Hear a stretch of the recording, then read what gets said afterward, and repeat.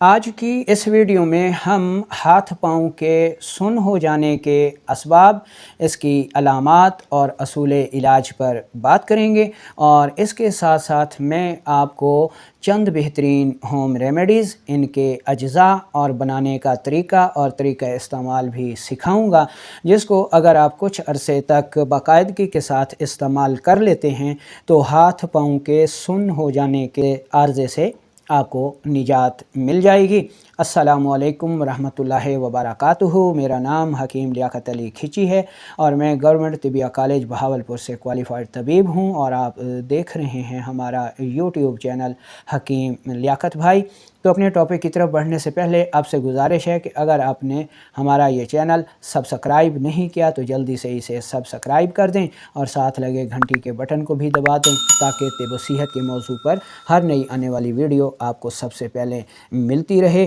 तो चलते हैं और बिना किसी देर के शुरू करते हैं आज की इस इंटरेस्टिंग वीडियो को। दोस्तों, वो लोग जो बलगमी ग़िज़ाओं का बकसरत इस्तेमाल करते हैं, मिसाल के तौर पर चाय ज़्यादा पीते हैं, चावल ज़्यादा खाते हैं, बिरयानी का इस्तेमाल ज़्यादा करते हैं, दूध ज़्यादा पीते हैं, मक्खन ज़्यादा खाते हैं, मलाई ज़्यादा खाते हैं या सब्ज़ियां ज़्यादा इस्तेमाल करते हैं, जूसेस ज़्यादा इस्तेमाल करते हैं, तो उनके आसाब जो है वो अपने इतदाल की हरकत से तेज़ हो जाते हैं, खिलते बलगम की ज़्यादती हो जाती है, खून में तुरशी और हरारत कम हो जाती है, जिसकी वजह से उनका ब्लड प्रेशर लो हो जाता है, दिल की धड़कन सुस्त हो जाती है, तस्कीन उज़लात की वजह से दिल इतना कमज़ोर हो जाता है कि वो दिल से दूर दराज जो हिस्से हैं, हाथ हो गए, पाँव हो गए, इन तक दौरान खून को नहीं भेज सकता और जहाँ खून नहीं पहुँच सकता वहाँ ठंडक होती है,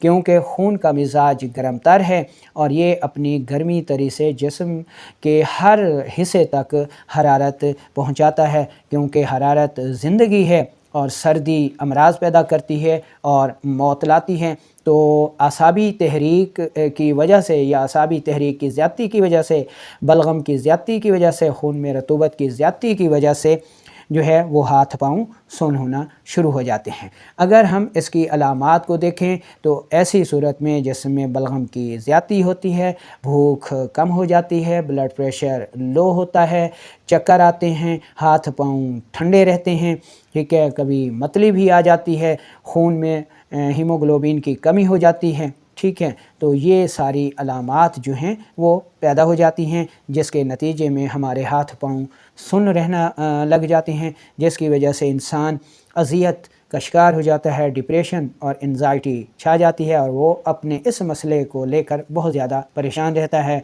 डॉक्टरों के चक्कर लगाता है,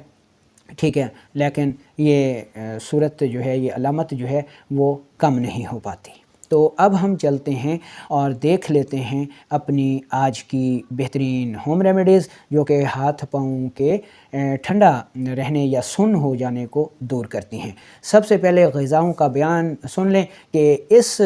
आर्ज़े में आपने बलगमी ग़िज़ाओं को बंद कर देना है। ये जो ग़िज़ाई चार्ट आपको दिखाया जा रहा है, ठीक है, ये बलगमी ग़िज़ाओं वाला ग़िज़ाई चार्ट है, इसको आपने बंद कर देना है और इसकी जगह आपने प्रोटीन वाली सौदावी ग़िज़ाएँ, ठीक है, वो ज़्यादा से ज़्यादा इस्तेमाल करनी है।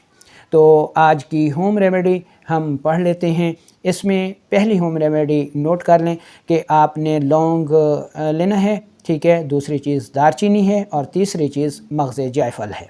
तीनों चीज़ों को इंतहाई बारीक पाउडर कर लें, ठीक है, और 500 मिलीग्राम सुबह दोपहर शाम लें और इसके साथ आप लौंग और दारचीनी का कहवा भी इस्तेमाल करें। लौंग 2 अदद लेने हैं, दारचीनी 1 ग्राम लेनी है, पानी आपने 1 कप लेना है, इसमें कहवा बनाना है, ठीक है जी, और इसको मीठा करके सुबह दोपहर शाम इस्तेमाल करें। इसके अलावा जो है बड़ा गोश्त हो गया, मछली हो गई, अनार हो गया, दही हो गई, ठीक है, भुने हुए चने हो गए, इंजीर हो गई, किशमिश हो गई, वो इन सूरतों में बेहद मुफीद ग़िज़ाएँ साबित होती हैं। इनको इस्तेमाल करें तो कुछ ही अरसे में इन होम रेमेडीज़ की वजह से और ग़िज़ा की वजह से ये जो हाथ पाँव ठंडे रहते हैं, सुन्न रहते हैं, ये इंशाअल्लाह ठीक हो जाएंगे।